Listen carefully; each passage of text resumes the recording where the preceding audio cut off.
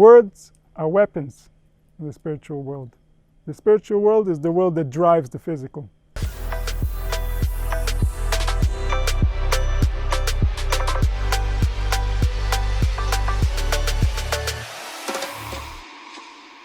We all have so much more to contribute to society than we're currently giving.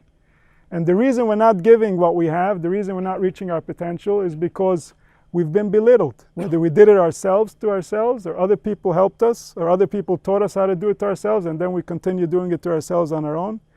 At the end of the day, we're not getting the energy that we need in order to live perfect lives, because the way that we've been treated, the beliefs that we've created for ourselves, the interactions that became habits, are of a low caliber, are of a low level. And this allows the other side, the Sitra Achra, to win the war.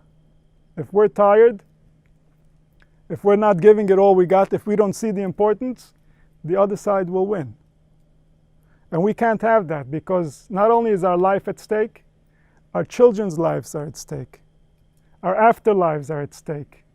The whole globe is at stake. Based on what we do today, tomorrow will take place. This is the power that we have. This is the choice that we have. That we have a tool with infinite power. The words that we can say, the emotions that they can create, the reactions that can happen throughout the globe just from people talking, is infinite. We can't even imagine. If we want to look back in time, it's going to be much easier for us to look at the negative of how negative words can cause tremendous suffering, because the positive hasn't really happened anytime recently. If we want to look for the positive, we have to go back thousands of years.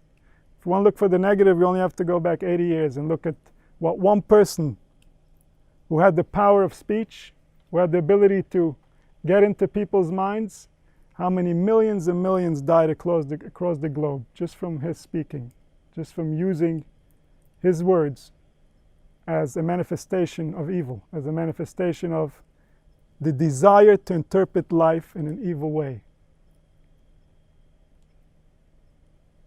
That's the power of a human being. And we can do much better than that. We can do much better than that. If we can only learn how to interpret life in a way that's human-friendly. Because the interpretation is the motivation. Your interpretation of an event, your interpretation of something that takes place, is what's going to drive your reaction to it. It's what's going to give you the force. Sometimes you can see a guy, he misinterprets something, and he flies off the handle. He gets completely removed from reality because he thought something meant something. He interpreted it that way. And then he can do crazy things that he's going to regret for the rest of his life. But he thought. So who was in charge of that interpretation? Whether it's right or wrong is not really the point. The point is, was it good or was it evil? Was it an interpretation that's pro-humanity, or was it an interpretation that's anti-humanity? And the truth is always pro-humanity. Why is the truth pro-humanity? Because if you look at all evil that was done in life and you trace it back to its origins, you will find that it wasn't nature that created that evil.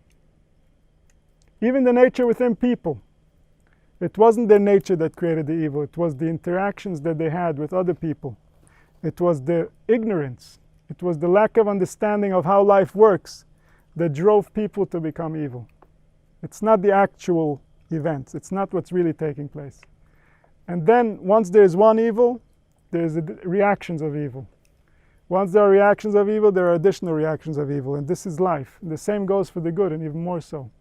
That when a person changes how he sees life, he changes how he interprets life, and he makes sure that he supports the people around him at all costs, that he absorbs whatever difficult interpretations he finds in his mind, and he changes them for the better, so that he doesn't see evil in people, he doesn't see them as bad, he doesn't think they're looking to hurt him, he doesn't think that they're out to get him.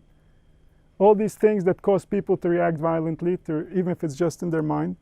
When a person can start doing that, then he's actually saving the Shekhinah from itself, so to speak, from its own horrible interpretations of what it means to be it, what it means to be alive, or what it means to be with HaKadosh Baruch Hu.